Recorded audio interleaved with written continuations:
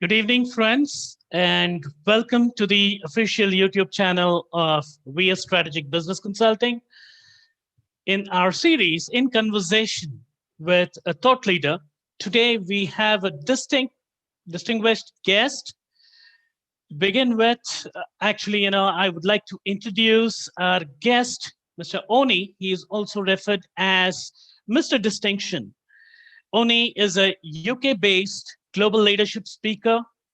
He's a trainer.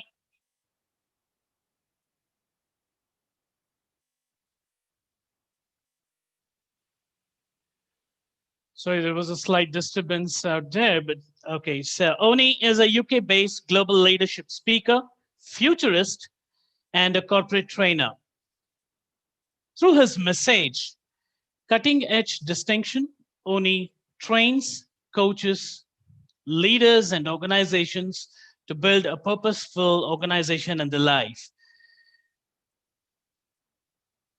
Oni's legacy and his life story is named as From Detention to Distinction. So now let's hear it from Mr. Distinction himself, Mr. Onyi Anyado.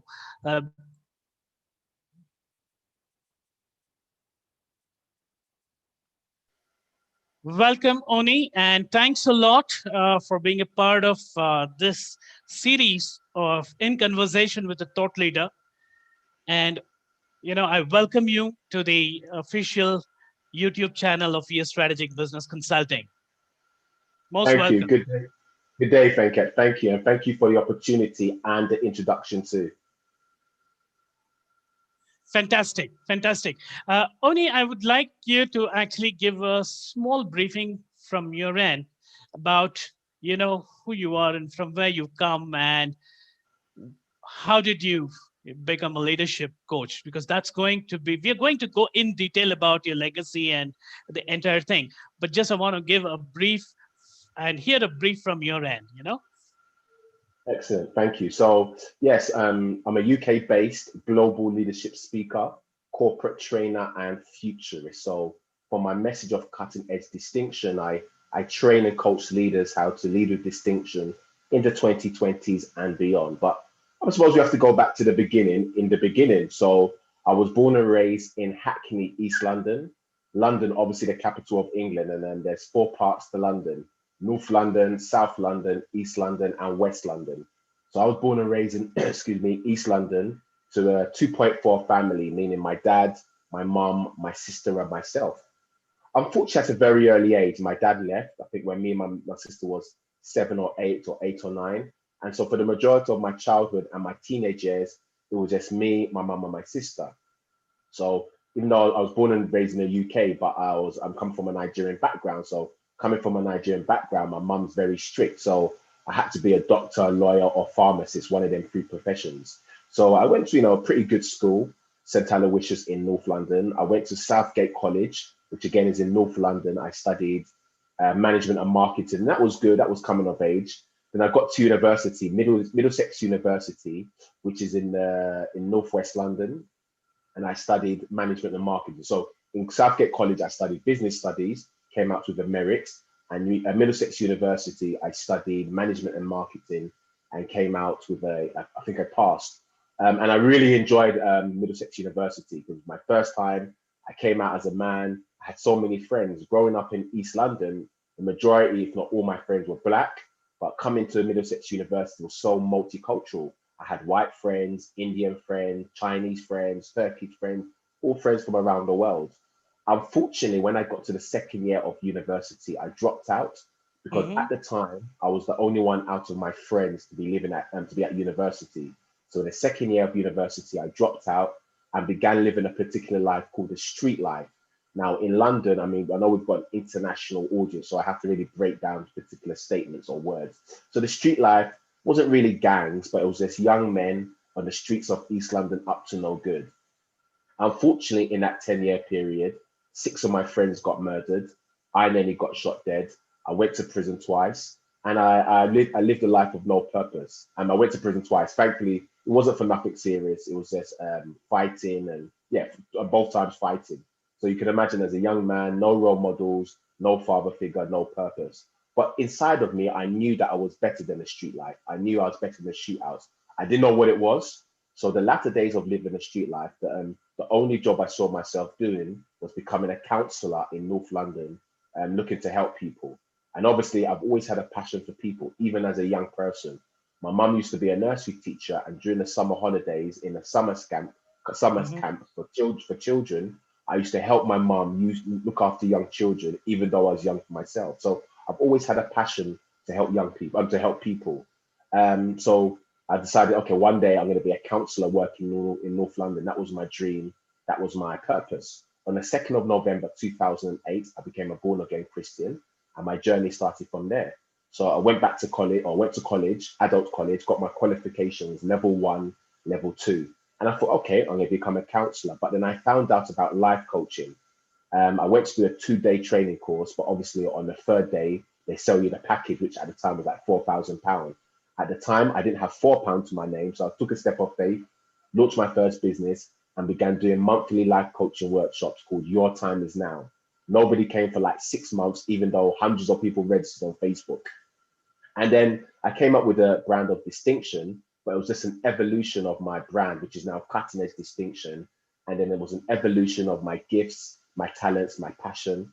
Came up with a brand of distinction, pivoted about 4 years ago. And now I'm a UK based global leadership speaker, corporate trainer, and futurist. And my life story, my legacy is titled From Detention to Distinction. I don't know how to react to this. I think you have seen a lot of things in your life, and it's for people like me, it's an absolute inspiration for a person being, a street boy from there to becoming a leadership coach. I think there must have been a huge amount of thought process which you would have undergone and you would have processed during the days. Could you elaborate on why did you, name or coin your legacy as from detention to distinction? Yeah, And I know good it's a question. brand today, and I'm completely intrigued to ask this question and understand, because it is so touching. It's so touching. The sentence detention to distinction itself gives a plethora of things, so we can imagine and we can think a lot of things. But we would like to hear it from you. Why did you coin that? Thank you. So in 2014, I done my first ever and my only thus far TEDx, and that was a Uh-huh. really great. That was a major platform, and I was actually going to call it from victim to visionary, from lifeless to life coach, and from doldrums to distinction. But I just got a creative idea, a heavenly inspiration, and I just said, okay, from detention to distinction. Obviously, detention, it's a prison, it's a lockdown, and its distinction is now living a life of legacy, a life of impact. But it's interesting that, particularly when I'm coaching, whether it's organizations, young people, or adults, everyone has to go from detention to distinction. And some people's prison is fear. Some people's prison is lack of confidence, lack of vision. Some people's prison is, procrastination. So yeah, I mean, it was just the name of my TEDx, from detention to distinction. I realized it was short, it was catchy, it was depth, it was dimensional, and I think it's better than from lifeless to life coach, from excellence to endurance, and from whatever to whatever. So yeah, from detention to distinction. It was just an idea for my TEDx, and I ran with it. Brilliant, brilliant, fantastic. Actually, the point what you mentioned, it reminds. Of course, it's a slightly a bit tangent, but it reminds me of Nelson Mandela, right? While he was released from the prison, he said, uh, "Unless I leave all the bitterness behind, I'll still be inside the prison, and I'll not be able to do what is the purpose or Yeah, what is the goal of my life." And I think something similar, I found it what you were mentioning right now, coming from detention to distinction, and you want to get rid of all those things and then become a leadership coach. And today you're an influencer yourself. I'm sure yeah. you've influenced so many people. So unless you would have left that bitterness past, it probably would have been a big challenge. Fantastic, fantastic. Now I'm sure in this journey of yours, you would have faced a lot of challenges, a lot of ups and downs. There could have been situation where people probably would not have considered you, or probably taken you seriously while you were discussing, while you were trying to share your teachings or your thoughts and your advices. What were the two major challenges that you faced, and how did you overcome that? What motivated you to actually move out of those challenges and do what you wanted to do and why you wanted to do? Please elaborate on that. Fantastic question. Really brilliant question. So yeah, the two biggest hurdles, challenges, obstacles. Definitely the first one was patience. I realized that they say patience is a virtue. I realize that now. I didn't realize it then, even as a journey as a leader, as an entrepreneur. But patient. I had a big dream. I had a big vision. I saw the bigger picture, but I realized I didn't understand there was a process to go through it, and sometimes that process Mhm. might take a year, 2 years. So yeah, the biggest challenge was definitely, or one of the biggest ones was patience, and the other one was definitely the financial side of it. Because after a while, you can have all the dreams, all the visions of the goals, all the aspirations, but if you haven't got money to pay for it, or money to live, or money to actually make even more impact, it's difficult. So you can imagine the combination of a lack of finances and a lack of patience. Oh my gosh! But then obviously I had to learn, I had to pivot, I had to agile, I had to strategize, and be patient too. It's a deadly combination, patience and lack of money. I know, I can understand. But what motivated you? How did you overcome that? Yeah, so time, so in regards to patience, I just had to overcome. When you see danger in front of you, it's only a fool that will keep on going forward. So I sat down, I strategized and realized, okay, before I can achieve a massive goal, let me achieve small goals. And when I was achieving small goals, I overcame my impatience because I realized I was still succeeding. And I got myself a part-time job. Then I realized I had money coming in. So yeah, that's how I overcame. Fantastic, fantastic. So to address and to overcome your challenges, you did certain aspects which were probably not directly aligned to your overall purpose, but they became a catalyst which helped you in doing so. Brilliant, brilliant. Now, who, for every individual, right? For every individual, there should have been something or someone who would have inspired them. Who or what was your inspiration? And what are those qualities which inspires you as an individual? Because you have seen everything in your life, from one aspect or the one aspect of it, the life to the different aspect of it, from nothing to being an influencer, a huge influence. In fact, we know your influence on LinkedIn and your daily post, be it on LinkedIn or on Insta or on Facebook, the kind of points that you come out and the kind of phrases that you put are so intriguing. So, what are those qualities that inspired you, or who was your inspiration? We would like to understand those aspects from you in elaboration, if possible, on. Yes, thank you, Venkat. Yeah, so honestly, and people always ask me that question, and I have to be so honest.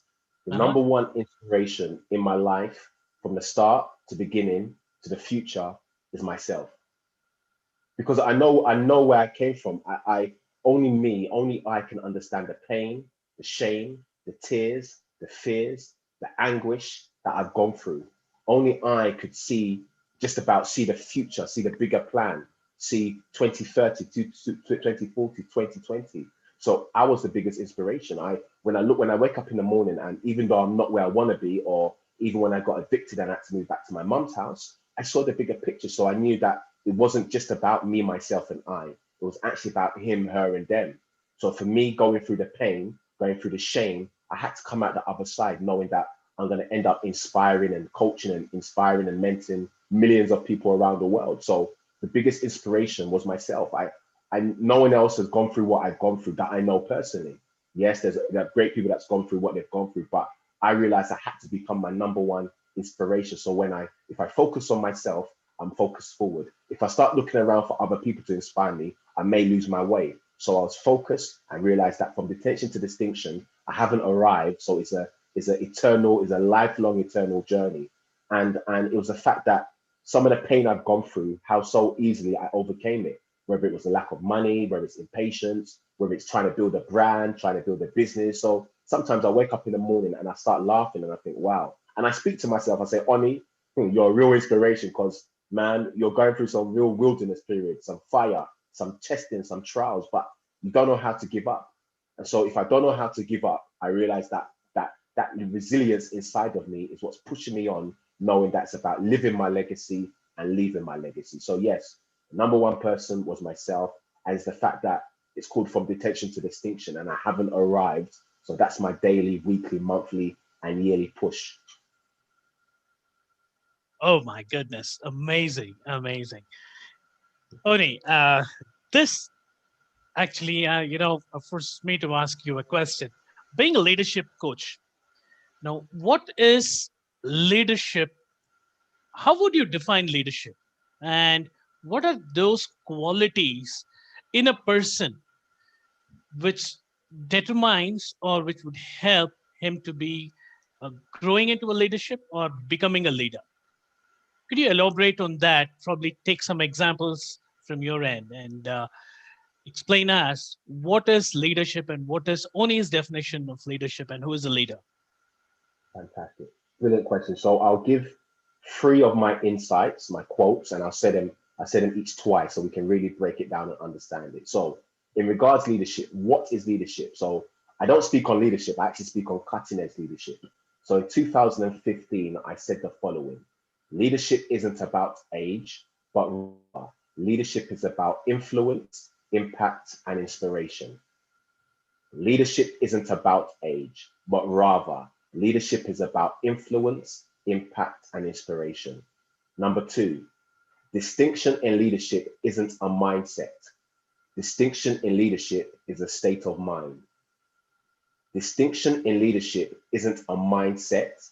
Distinction in leadership is a state of mind. And leadership isn't about me, myself, and I. Distinction in leadership is about him, her, and us.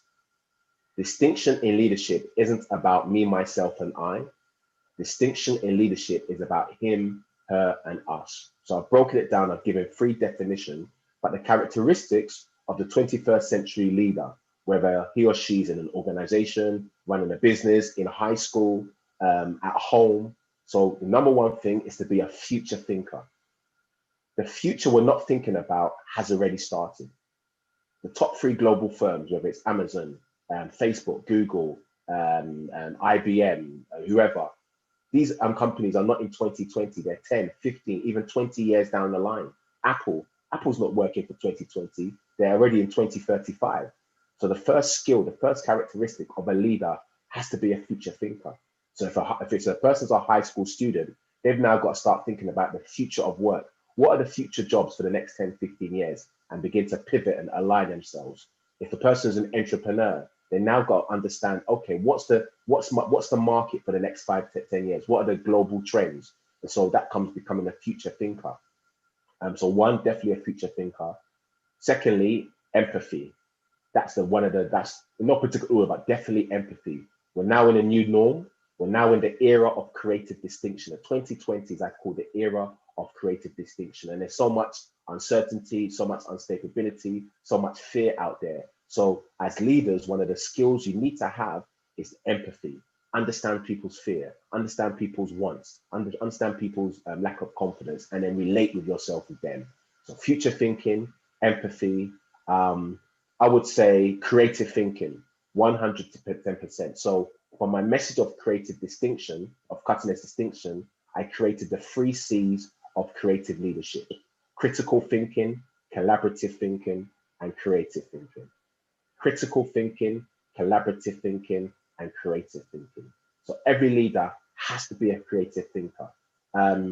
Amazon, Facebook, Instagram, IBM, these started off as ideas, and over time developed into value-driven and disruptive innovation. So I would say the three keys are future thinking, empathy, and be a creative thinker. Amazing, amazing, beautiful. Now, specifically, when we look into uh, now that you have explained about the 3 C's as well as the importance of empathy, creative thinking, and it's not about me, myself, or it's about them and us, right? It reminds me of one specific quality which is described or which is detailed in almost all the leadership models and frameworks. I would like to understand from you, what is self awareness? How would you define self awareness, and what is its relevance in leadership? And it is, I feel it's one of the most critical quality or a trait, right? So we would like to understand. I'm sure it would be an amazing thing if you could elaborate with some examples, aligning it with your cutting edge distinction. Excellent, fantastic question. So, in regards to self-awareness, I think for me, self-awareness comes from the three eyes of cutting edge leadership: your influence, your inspiration, and your impact. But the first person you have to influence, inspire, and impact is yourself. So you have to know and believe that you're a leader, because leadership isn't about age. So it's not about how old you are or how young you are, how long you've been in business or organization. It's about knowing that one, you're a leader and that you can continually and intentionally influence, impact, and inspire yourself. Self awareness comes from celebrating your distinction, celebrating your difference, celebrating your, in fact, I did say you have to find your distinction in your distinction. So 110% it's finding your distinction, who you are as an individual, and celebrating it. Nobody on planet Earth has a legacy or life story titled From Detention to Distinction. It's been hard, it's been very interesting, but I own it, I celebrate it, and it inspires other people. And that's where the self-awareness comes, because when you get your self-awareness, you make other people think, and they can become self-aware too. So that's like a domino effect. So Ah, self-awareness from understanding who you are, what you carry, and what your distinction is, celebrating your distinction. I'm a 6'3", slim black guy with an afro. That's my difference. But also I can also add to even more difference, and then also challenge other people to find their difference too. So yeah, self-awareness for me is understanding who you are, what you carry, and celebrating your distinction.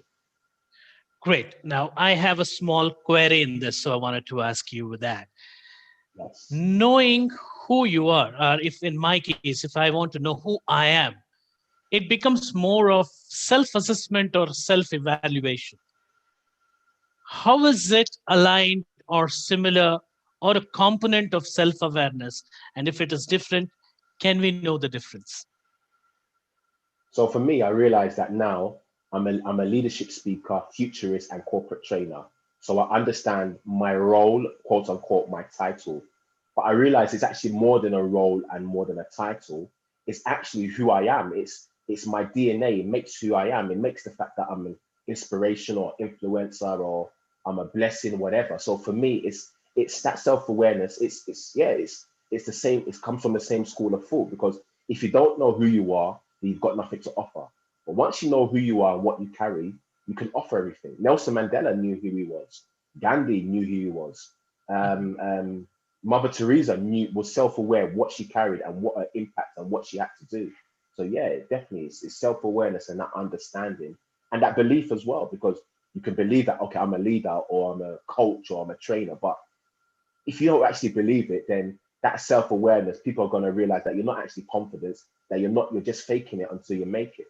So it comes with that boldness. I think you have to understand that to be more self-aware comes with that boldness, not arrogance, but boldness that rubs off on other people to become even more bold. Fantastic. Thank you. Thanks a lot. I think it was an amazing explanation. Now, I have one specific question. You called the year or the era of 2020s as the era of creative distinction, right? I've seen some of your posts, and during one of our interaction, you mentioned about this. In fact, I think there's some posts today as well where you mentioned about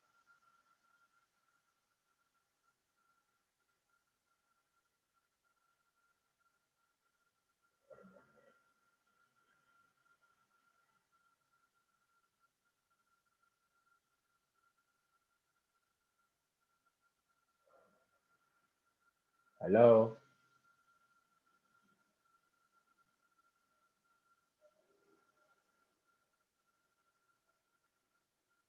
hello.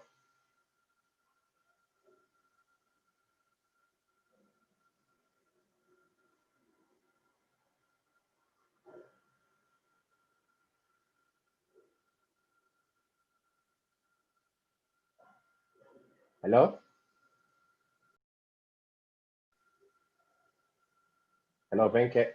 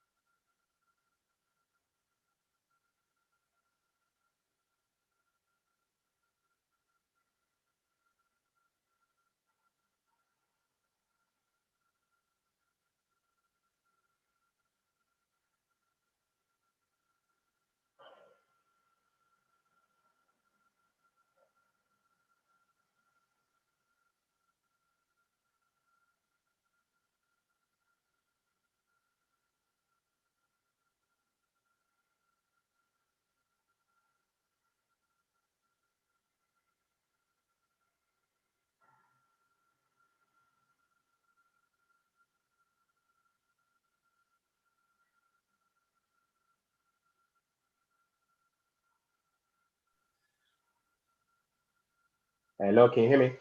Yes, I think there was some kind of network issue, and I'm extremely sorry for that. Just one No moment. problem. I just wanted to check if the live stream has not been impacted.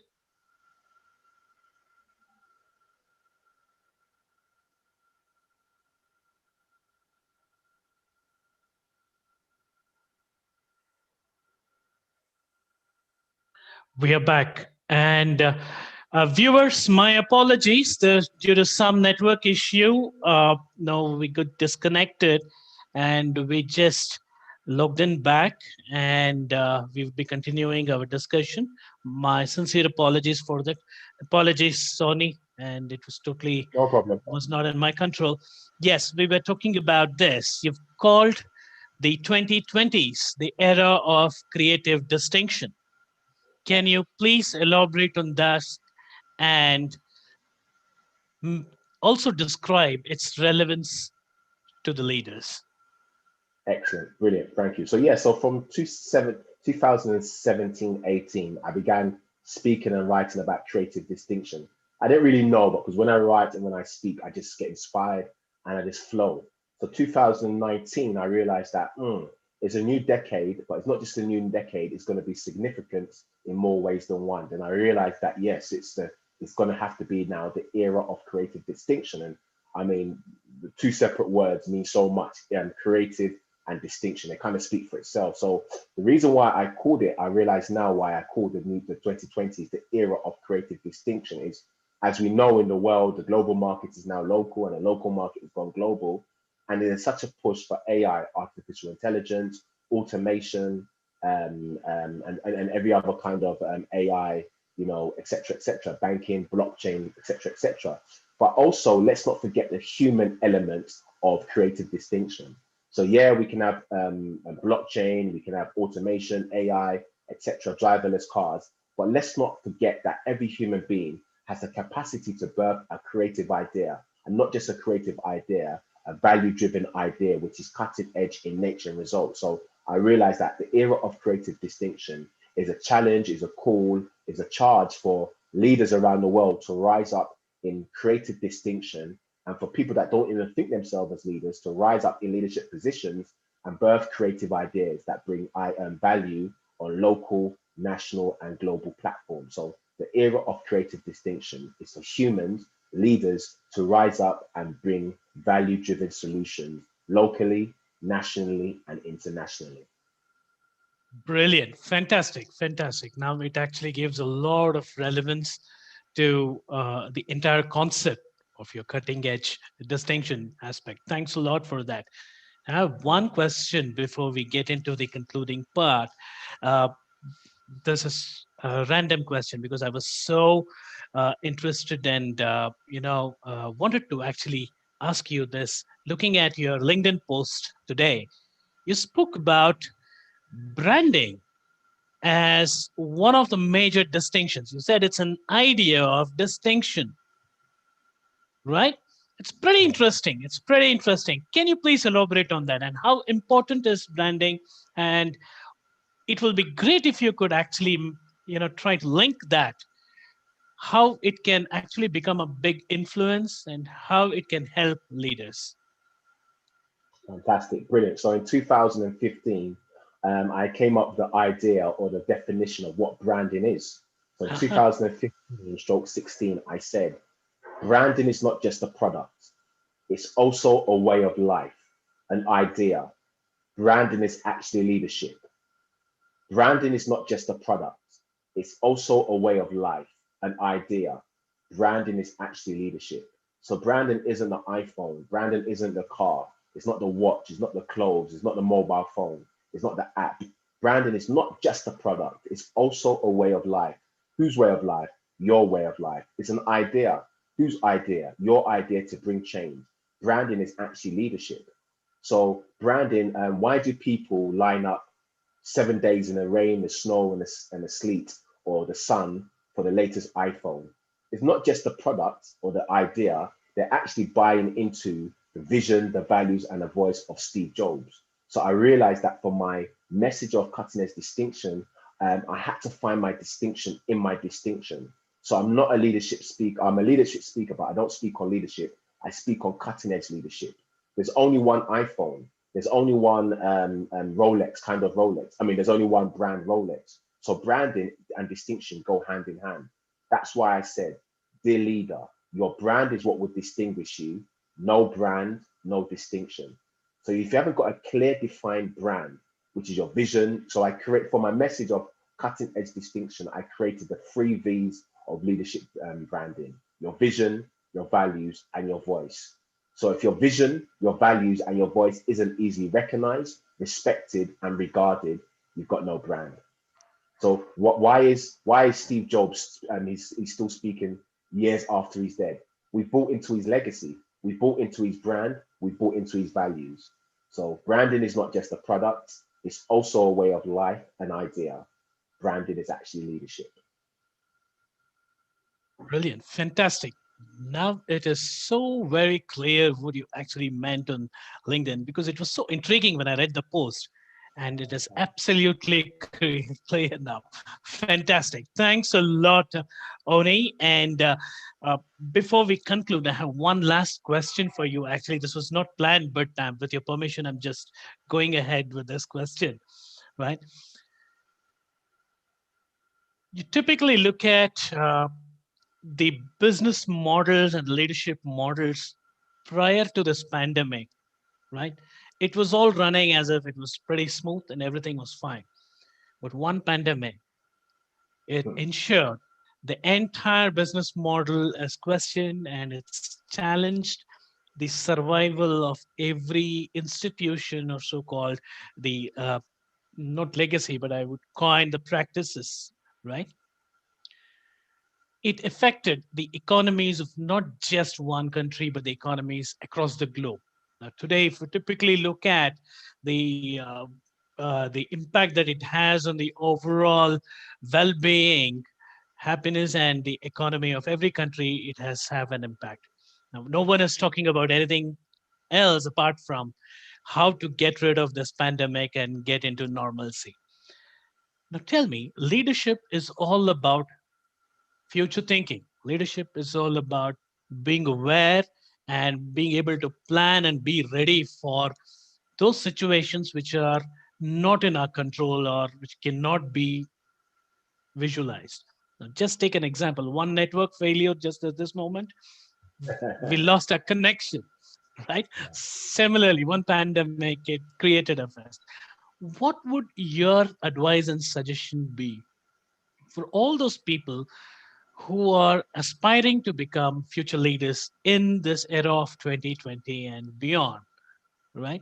And what should entrepreneurs, the future entrepreneurs or aspiring entrepreneurs think and do while they plan, considering this? We would like to hear from specialists like you on leadership. Yeah. So speaking from my own experience, when I started from nothing and now I'm here, definitely build your brand, build your brand, build your brand. Build your value, build your value, build your value. Position your brand value, position your brand value, position your brand value. So build your brand, build your value, position your brand, position your value. Simple. Because if you position your brand and value, somebody obviously is going to need what you want, whether it's online or offline. But if you've got no brand, if you've got no value, nobody's going to know you. I don't get hundreds of likes on my LinkedIn post, but hundreds of people over the last few months have been saying that their lives changed. They've seen a new understanding. So branding and value. Build a brand, build your value. Build your brand, build your value. Build your brand, build your value. Fantastic, fantastic, and an amazing suggestion. Certainly, this session is going to be of a great help for all those people who are aspiring to be leaders or who are looking to build their legacy and build their brand. Thanks a lot, Oni, for accepting and obliging my request for this interview. It was an amazing discussion. Looking forward to more such sessions, and I really feel honored for this collaboration. Thank you. Thanks a lot. Thank you so much, and thank you for the opportunity. I really enjoyed it. Fantastic. Thanks, Tony. Let's Thank you. connect again. And I think I'm going to keep bothering you with more points because I like the way you actually spoke. And these are so amazing. Fantastic. Thank you so much, Venkat. Take care. Thank you all.